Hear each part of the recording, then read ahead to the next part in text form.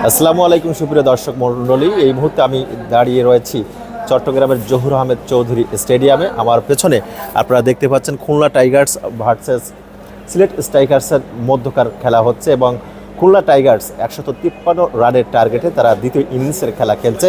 আজকে চমকপ্রদ একটা ভিত রচনা করে দিয়ে গিয়েছে নাইম শেখ এবং মেহেদী হাসান মিরাজ। 60 রানের একটা জুটি গড়েছে এবং নাইম শেখ কিন্তু ইতিমধ্যে প্যাভিলিয়নের পথ ধরেছেন এবং খুলনা টাইগার্স আজকের ম্যাচে হয়তো জয়লাভ করতে পারে।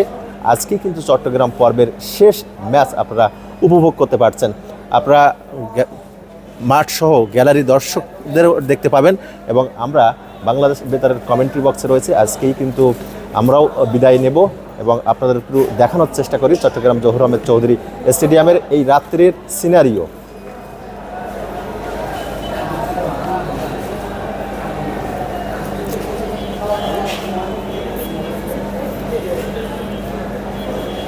তবে সুপ্রিয় দর্শক মণ্ডলী, যারা বাংলাদেশ বেতারের সাথে যুক্ত ছিলেন, বাংলাদেশ বেতারের অ্যাপস থেকে কিংবা এফএমের মাধ্যমে আমাদের বাংলা ধারাভাষ্য শুনছেন, তাদেরকে অসংখ্য অসংখ্য ধন্যবাদ।